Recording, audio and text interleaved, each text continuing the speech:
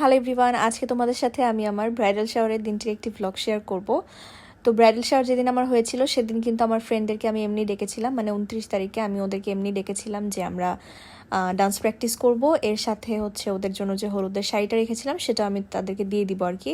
কিন্তু ওদের মাথায় যে এত বড় একটা সারপ্রাইজ প্ল্যান ছিল আমার জন্য, এটা কিন্তু আমি তখনও পর্যন্ত জানি না যখন ভিডিও করছিলাম।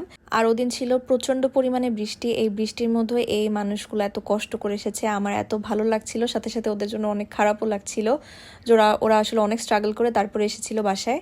তো ওদের জন্য হচ্ছে আমি মোরগ পোলার ব্যবস্থা করি, তো সেটা দিয়ে ওরা হচ্ছে লাঞ্চ করে নিচ্ছিল। এর আগে কিন্তু আমরা একটু নাচানাচি করেও নিয়েছিলাম।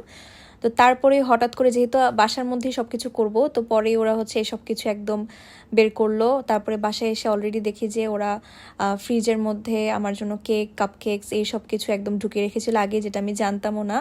আমি ওদেরকে আবার কবে সময় দিতে পারবো না পারবো সেটারও ঠিক নেই, যেহেতু বিয়ের আর কিন্তু বেশি দিন বাকি নেই। তাই হচ্ছে ওরা আমার বাসাতেই সব কিছু ছোটোর মধ্যে অ্যারেঞ্জ করে ফেলে। আর এই সমস্ত প্রোগ্রাম আমার কাছে মনে হয় যে বাসার মধ্যে করলেই অনেক মজা করা যায়, অনেক নাচানাচি গান, মানে এই সব কিছু অনেক করা যায় আর কি।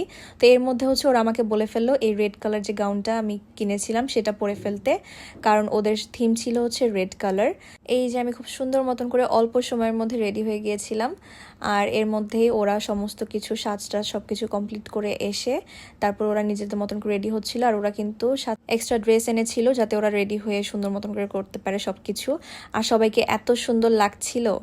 এই সারপ্রাইজটা আমার জন্য পুরোই আনএক্সপেক্টেড ছিল, কারণ ওরা মানে আমার কিন্তু সেই কলেজ লাইফের ফ্রেন্ড। আর ওরা আমাকে আমার এই দিনটায় স্পেশাল আমাকে ফিল করানোর জন্য কি কি না করলো মেয়েগুলো, মানে আমি জাস্ট ভাবছিলাম যে ওরা এই এত বৃষ্টির মধ্যে এসেও আমার জন্য টাইম বের করে সবাই মানে এত সুন্দর করে সাজালো, আমাকে এত স্পেশাল ফিল করালো, এটা ভেবেই আমার কাছে অনেক ভালো লাগছিল।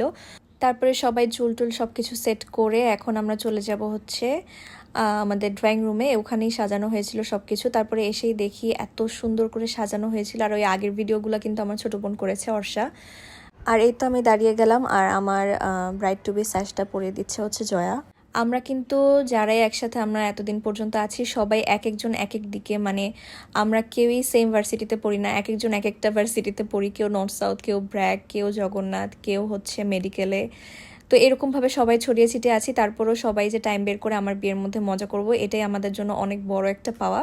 তো ওদের কেকটাও কিন্তু আমার একদম থিমে ছিল রেড কালার। আর ডেলিভারি ম্যান ওদের যে কাপ কেকসগুলো সেটার উপরে রেখেছিল হচ্ছে বড় কেকটা, তো এর জন্য ওদের কাপ কেকগুলোর যে ডিজাইনটা সেটা একটু নষ্ট হয়ে গিয়েছিল। তো এটার জন্য ওরা অনেক আপসেট ছিল। কিন্তু ওদের এই সারপ্রাইজ পেয়ে আমার এই সব জিনিস একদম চোখেই পড়ছিল না, কারণ কেকটা অনেক মজার ছিল আর কেকের মানে ডিজাইনটা অনেক সুন্দর ছিল, পারফেক্ট ছিল একদম। তারপরে আমরা অনেক রকমের রিলস মেক করেছিলাম, এই সব কিছুরই আর কি একটু ক্লিপস নেওয়া এখানে। যেমন এই জিনিসটা করার অনেক ইচ্ছা ছিল, মানে এটা আমি ওদেরকে শিখিয়ে দিচ্ছিলাম এটা করব।